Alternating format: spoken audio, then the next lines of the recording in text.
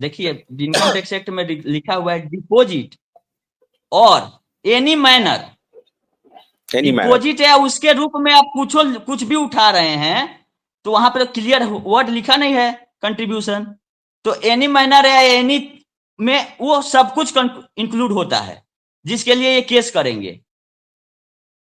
Rule जो बनाता है वो तो एक बार लिख दिया कि डिपॉजिट या उसके रूप में आप कुछ भी उठाते हैं तो 20,000 से नहीं उठा सकते हैं। जैसे आज के डेट में 2 लाख से अधिक का आप परचेजिंग कैश में नहीं कर सकते हैं, चाहे वो सोना हो, चाहे गाड़ी हो, चाहे कुछ भी हो।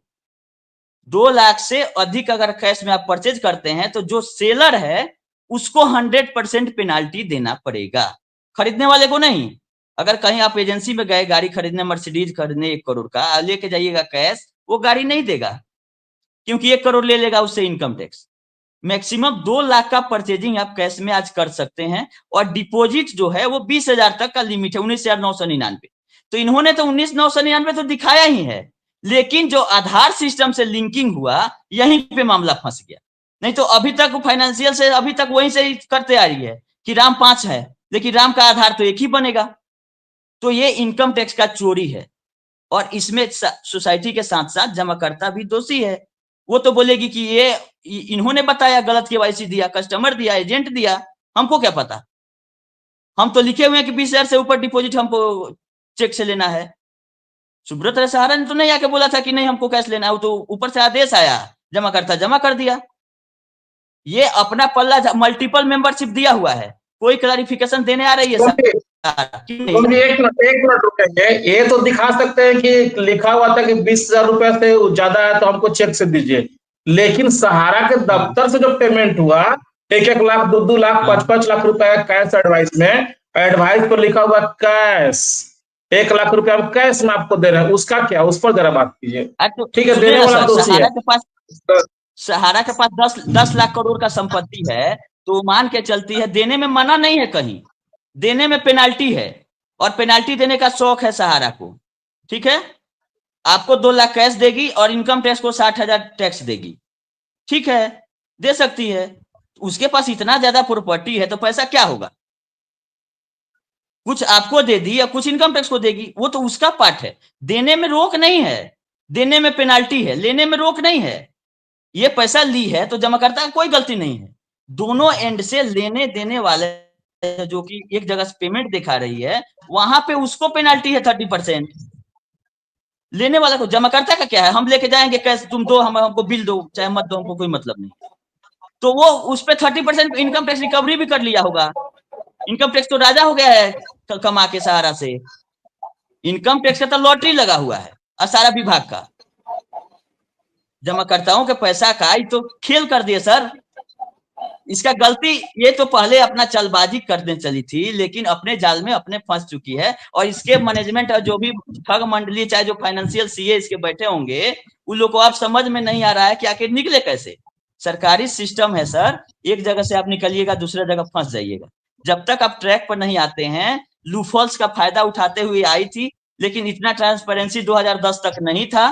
10 के बाद सारा नियम कानून टाइट हुआ, जो जिसमें कमी था लोग कमी दूर करके अपनी कंपनी सही कर लिए, और ये क्या किया कि उसी राह पे चलते चला गया।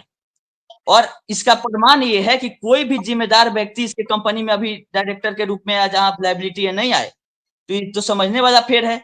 उन लोग अगर निकल जाने वाली रहती कंपनी तो लोग विदेश में क्यों बैठते, यहाँ आके बिजनेस करते हैं। जब कोई नहीं आ रहा है, वो समझ रहा है हमारे और कन्हैया जी के कहने से थोड़ी ना कुछ हो जाएगा। कन्हैया जी को हम क्या बोलेंगे, मोदी जी बोले थे बालक बुद्धि एक आदमी को, एक नेता को, तो हम इनको बोलेंगे कि बालक बुद्धि ही है, हम गलत शब्द नहीं बोलेंगे। लेकिन समझने का फेर है कि सहारा के बस में नहीं है निकल जाना। बस में रहता तो हम जाकर हम फ्री कंसल्टेंसी देंगे कि ऐसे नहीं ऐसे करिए, हम निकाल देंगे आप।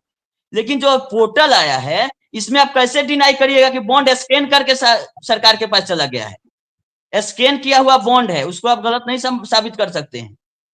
एक बार प्रमाण आगे चला गया उसको बैक नहीं लिया जा सकता है।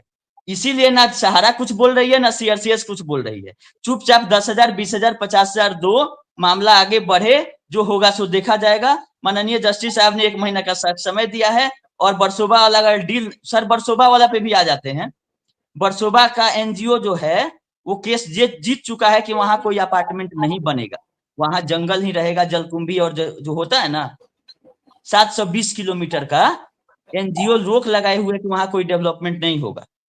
उसी जमीन 55,000 करोड़ का दे रहे हैं, हम अनुमानित बता रहे हैं सर, हमारे पास जो डाटा है। उसका सुनवाई 1 अक्टूबर को रखा गया है डिस्पोजल के लिए, फाइनल डिस्पोजल, कि वहां होगा कि नहीं। सुप्रीम कोर्ट में कुछ बिल्डर गए हैं, सहारा ही नहीं गई है, और 10-11 बिल्डर हैं जिनका जमीन वहां पे है, वो लोग भी गए हैं कि यहाँ पे हम लोग को डेवलपमेंट करने का राइट दिया जाए।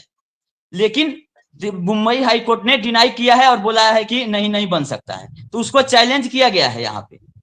और एक तरह का पीआईएल ही समझिए, पब्लिक लिटिगेशन के रूप में ही उसका अपील यहाँ चल रहा है। तो अगर वहां परमिशन नहीं मिलता है तो 55,000 करोड़ कहां से आएगा? वो तो कोर्ट ने बोल दिया है कि उसी हालत में। और दूसरा चीज, इस केस का इंतजार भी नहीं होगा अगले हियरिंग में। इस केस का इंतजार, ये भी तो पेच लगा सकती है ना कि आप ही के और संजीव खन्ना जी के बेंच में लगा हुआ है बरसोबा वाला मामला।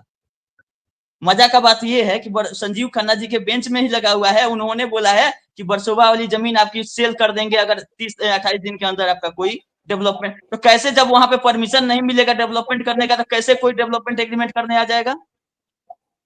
और उस पीआईएल का 1 तारीख को देखिए क्या होता है। उन्होंने जमा किया, मार्केट में फैला हुआ है कि 1,000 करोड़ रुपए जमा कर दिया सेबी सहारा अकाउंट में, क्या उन्होंने जमा किया है? सर सहारा सेबी में जमा ही नहीं करना था पैसा, जो है 1,000 करोड़ का बात नहीं है। कोर्ट को पता है कि इनकी लायबिलिटी 2 लाख करोड़ की है, 10,000 करोड़ तो इनिशियल अमाउंट है, और इनके प्रपोजल पे ही ठप्पा लगा दिया गया, इसलिए कि कोर्ट भी सब कुछ करके देख लिया है। हम अगर ऑर्डर पड़े हुए हैं पीछे का, कोई रास्ता नजर नहीं आ रहा है जिससे कि वो का भुगतान करा दे। तो इस बार बोले कि जब ये बैक नहीं हो रही है सहारा अपने आप तो सरेंडर नहीं कर रही आज भी कि हम नहीं दे पाएंगे, स्कीम लेके गई आज भी, तो क्यों ना 1 महीना इसको देख लिया जाए कि 1 महीना के बाद तो ये खुद जाके बोलेगे कि नहीं हो पा रहा है। और दूसरा चीज, थर्ड पार्टी को आना है इसमें, ये बोलिए कि हम नहीं बनाएंगे, ये पैसा है 2 लाख करोड़, ये थर्ड पार्टी हमको देगा। तो थर्ड पार्टी की कैपेसिटी चेक करने के लिए कोर्ट ने 1,000 का टोकन मनी रखा है कि जो थर्ड पार्टी आपको आएगा 5 लाख करोड़ देने, वो तो 1% 2% पैसा लेके आएगा ना, बुकिंग अमाउंट, टोकन अमाउंट। तो थर्ड पार्टी का कैपेसिटी चेक करने के लिए 1,000 करोड़ का एक टोकन मनी रखा गया है। 1,000 करोड़ तो सहारा दे भी देगी, तो कोई बड़ा बात नहीं है। लेकिन ये 2 लाख करोड़ का कोर्ट को टेंशन पड़ा हुआ है कि 2 लाख करोड़ का भुगतान लोगों का कैसे होगा। तो ये प्रपोजल ला रही है, भगवान करे कि इसका प्रपोजल आगे बढ़ जाए और सबका पैसा मिल जाए। हम लोग इतना चिल्ला रहे हैं, इतना रिसर्च कर रहे हैं, पैसा सहारा अगर देने लगे तो कोई दिक्कत ही नहीं है। बहुत लोग बोले ब्रांच खोल के, तो ब्रांच में पैसा लेना मना है, सीआरसीएस की तरफ से लेना मना है, देना इनको है नहीं, तो ब्रांच में क्या होगा? शुभम, आपने जो कॉम्प्लेक्स चीजें सामने में रखी हैं, तो मैं भी चूंकि बहुत दिमाग लगा रहा हूं कि क्या तरीका हो सकता है पेमेंट का। आपके हिसाब से क्या फॉर्मूला हो सकता है पेमेंट का? देखिए, पोर्टल से तो एक्सपोज हो गया, ठीक है, समझ गया, तो और एग्रीवेट हो गया मामला। अब निदान क्या है, कैसे मिले पैसा? निदान है सर कि सहारा तो बोल रही है कि सारा केवाईसी मेरा कंप्लायंस है,